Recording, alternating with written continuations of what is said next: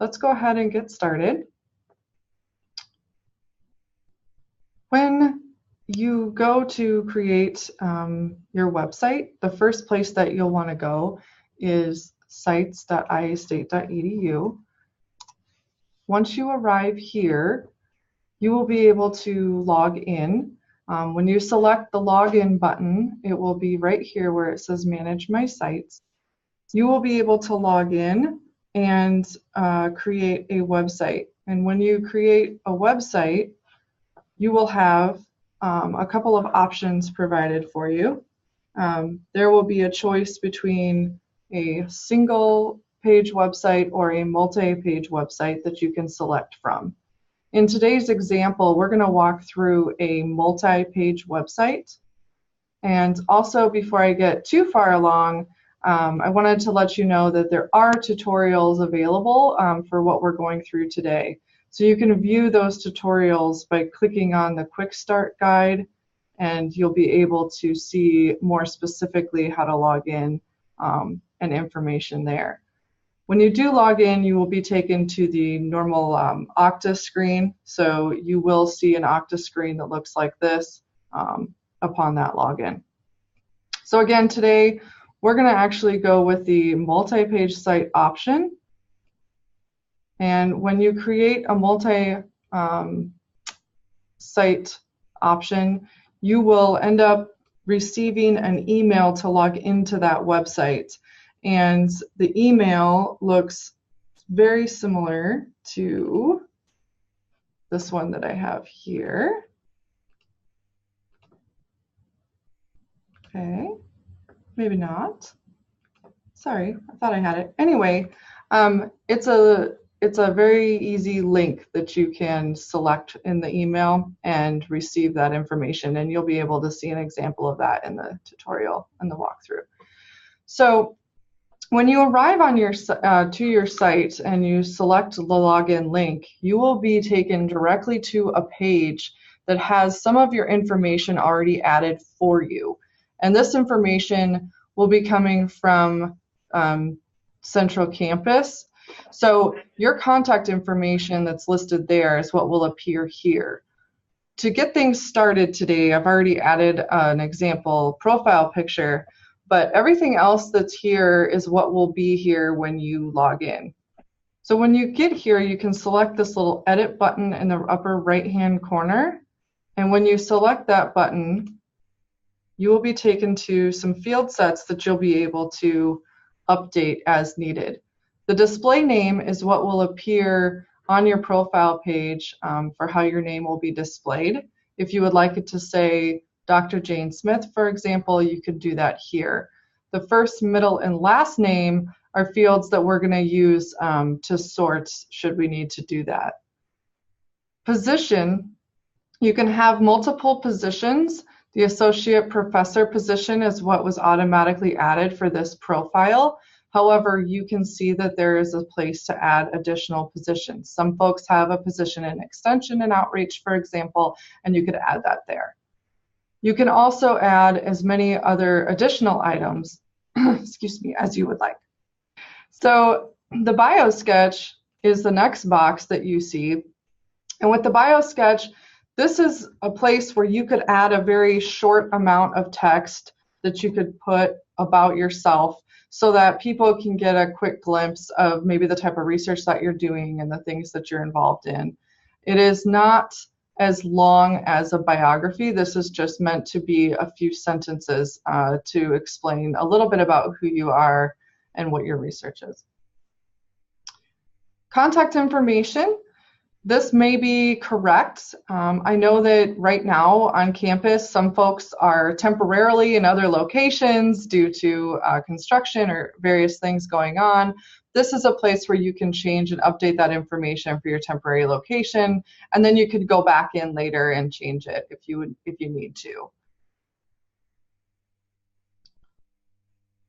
The next field is where you'd add your profile picture, and like I said, I've already done that. It's very simple to do. There is an upload button that appears, and you can select a photo from your computer, and when you select that photo, you click a little button that says like open, and then the photo will appear and look just like it does here. And you can see that you will experience that the alternate text will automatically be displayed for you. It will be your display name. However, if you would like to change that, you can change the text here if you would like it to be something different. Alternate text is used for screen readers, for example, so that folks understand what the image is about. Okay, next is the CV, and you can upload a CV by selecting choose file and then find the CV that you would like to upload. We have an example one here, and you can see that the file exists, and so you know that it's been uploaded. The next section is for social media websites. If you have an active professional social media, such as LinkedIn or Twitter, you can put that in. I'm going to go ahead and copy the URL or just the general LinkedIn link here for sake of example. You can add additional social media items if you would like. So I'll go ahead and add another one. We'll just add Instagram here today.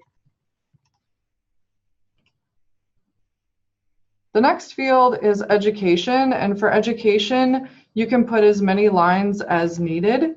We're going to go ahead and put a couple in here. To add another line, select add another item, and you can copy and paste from another like Word document or something that you have, like I'm doing today. That's no problem. So we'll just put that information in. You can see that there is a suggested formatting listed here. So you'll want to probably use that as reference. I think most of you probably know what that would be, but it's nice to have the helpful text for you there. Affiliations. If you have affiliations that you would like to add, affiliations might be maybe organizations that you're involved with or places that could be outside of Iowa State, could be a specific area. Like, for example, if you work with Extension and Outreach in a specific area for them, you could link that here. I'm just putting some example information. It doesn't really mean a whole lot for this example, but you can see how to do that, where you put in the URL and link text. Interdepartmental programs. If you would like to add an interdepartmental program that you're a part of, you can add that here. Again, it's done the very same way. I am going to cheat for this example and just put iastate.edu in there, but you'll want to list the program and link directly to that interdepartmental program that you would like to have. There might be additional information that you'd like to add to your profile, and so I've got a couple paragraphs of information here, example paragraphs to use, and I'll go ahead and put them in. So you can see that I've pasted it in, and now I'm going to go through and format this a little bit. I'm going to select the heading here for research objectives, and I'm going to select heading 2. Heading 1 is the title of this profile, and so that's why heading 2 is the option that you have here. Accessibility requirements say that you should only have one H1 per page, and so we've kind of helped out with that, so you don't have to worry about, you will be following those requirements by default. All right, so I think we'll go ahead and just put in a few tags here and save and see what we've got. And then we can go in and look at a couple other options like adding a link or a video. So I'm going to save. You can see that there is a notification here that your profile has been updated. When you refresh, you'll be able to, see that that goes away. It only appears to you to tell you that your profile has been updated. Here's what the information will look like and how it's laid out. You can see this is where we added our social media, our CV that we had to download. Here's the short bio sketch, which is up at the top here under your name and title. Contact information is right up front and visible so that folks can find that right away to contact you. Your education affiliations and interdepartmental programs are listed here. And then the additional more info is below those 3 boxes, and your tags are at the bottom of the page so that folks can find you. Tags should be items that, or terms that you would like people to search in Google to find you. So they're really terms that are related to you and the research that you're doing. If you may look at this and say, I don't know that I'm going to have all that information to add, and that's okay. If you don't have all that information to add, we've made this appear nicely for you so that it doesn't look like it's missing. Don't worry. The boxes just won't appear if there's nothing in them, and it should look pretty nice for you. So next, let's move on to adding a link and an image and a video. So I'm going to go ahead and select the edit button here. And if I scroll down to the more information field, I was thinking that maybe I'd like to add a video of something that I'd recently done some research on. So in this example, Jane wants to add a video, and Jane's thinking that the video is something that would be nice if someone kind of read her research information and maybe found at the bottom. So we're going to go ahead and add it down here. To add a video, you want to put the cursor where you would like the video to appear, and then select the video icon in the editor toolbar. You'll receive a little field here in front of you saying video URL, and I've got a video link from YouTube that I'm going to place in as an example. When you go to YouTube or Vimeo, there's a share option under the video, and you'll want to select that share option and then choose the URL from there. So if you, when you go to do that, that's where that would happen. I'll go ahead and save, and you'll see that there is a video placed here. And when you save the whole profile page, you'll be able to see that the video appears at the bottom of your more info. And the nice thing about the video is that it is responsive. Therefore, if you're looking at this on a mobile device, you'll be able to see that the video is going to scale proportionally for that device.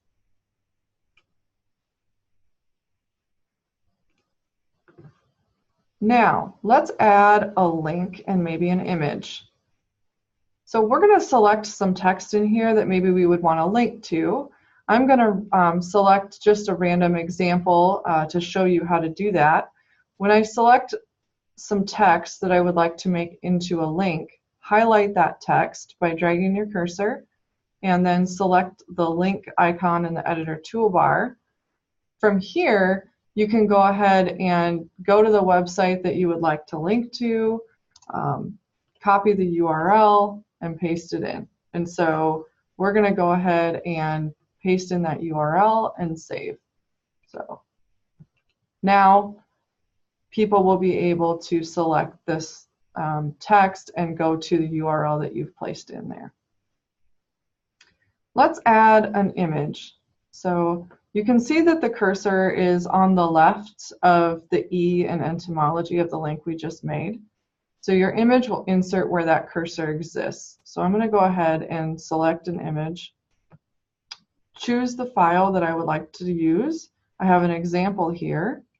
Make sure that when you add images that your images are the size that you would like them to appear on the page. I'm going to go ahead and put I will put plant for the sake of time. I think it's a nice succulent photo that I found. So we'll go ahead and right align that image, and I'll go ahead and say to add a caption as well. So save.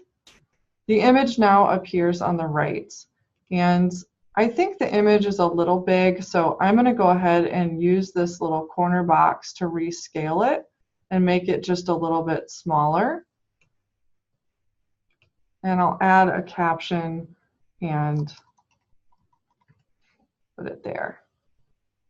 Now when I save, you can see that there's an image that's been added, the link is here, and the video. So those are some things to do with that you can do with this page. Next, I'd like to walk through some walk through how to create new pages and edit the menu. So you can see at the top that there are some unpublished pages that we've created as a demo here for you.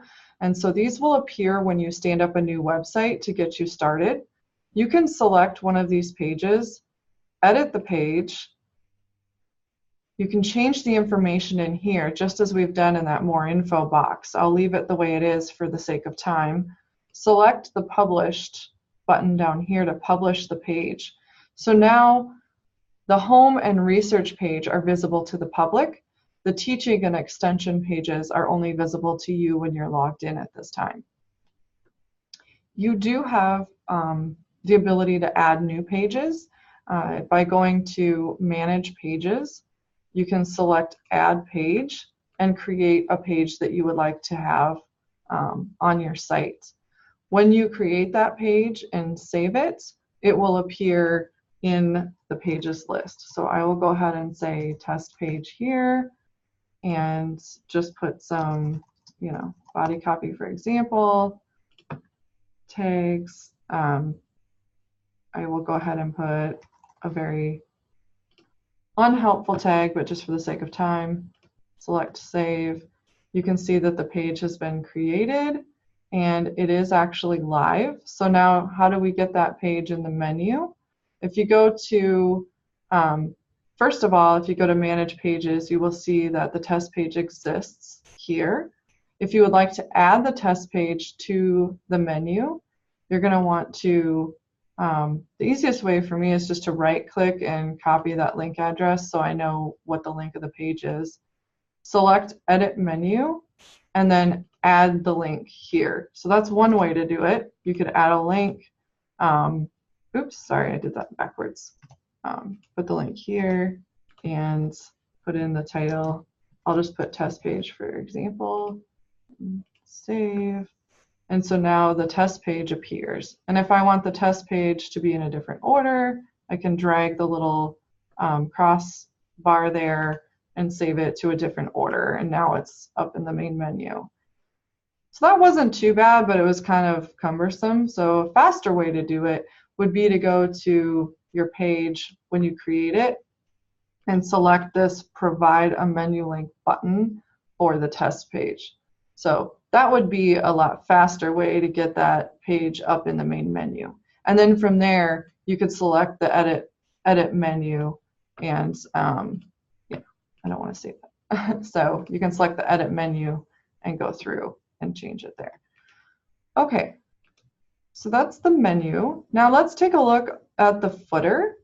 So in the footer, there's a little edit button here where you can edit your contact information for the footer. When you select edit, you'll be able to change that information however you would like. And so you can edit it and then it will change in the footer. So we'll go ahead and save that. If you'd like to add social media links to the footer, you can do that as well. So you can select the social media link button, and I'll go ahead and see if I can grab one of my social media links over here. We'll just select LinkedIn. And you'll want to make sure, I can never know if it's like 1 or 2 words, but anyway, you'll want to make sure that you have link text and a URL when you do that. You do not have to have all the social media fields filled out, just the ones, just however many you need, and select save. Now you can see in the footer that the LinkedIn icon automatically appears and next to your link text. So that will automatically happen when you add a social media list there. If you go to site settings in the footer, you can see it's kind of below. This is something that will only be visible to you When you select it, you'll be able to see several different options here to manage and edit your site. There's a link to the tutorials that we talked about earlier. So if you click on that, you can link to the tutorials. I just opened it in a new browser window. You can, if you had created a single page site, this is where you would be able to change your site from a single page to a multi-page site. You could do that here. You can manage your pages from here, just like we selected this Manage Pages button. You can edit your footer settings from here. So if you would like to edit your contact information or social media in the footer, you can do that from this page as well instead of these icons down here. And you can manage your menu and manage sites. So this is just a nice quick way to access kind of all of the things that you might want to change or edit or update about your website. So this is all I had for today. If there are any questions, I would be more than happy to answer them for you. I'd like to say that we have several developers on the channel today who are ready and willing to help answer questions also. It's been really fun to work on this project, and a lot of the credit goes to these developers who have created this for you and spent an awful lot of time and hours going into this. So they're here and ready and willing to help answer questions as well. So feel free to ask questions in the chat, or you can go ahead and put your sound on if you would like to ask a question to us. Okay. Seems pretty quiet. I always hate to like kind of get off too soon. People have a question? Okay. Alrighty. Well, with that, thank you for joining us today for this initial webinar, and I hope you enjoy creating your faculty websites. Thank you.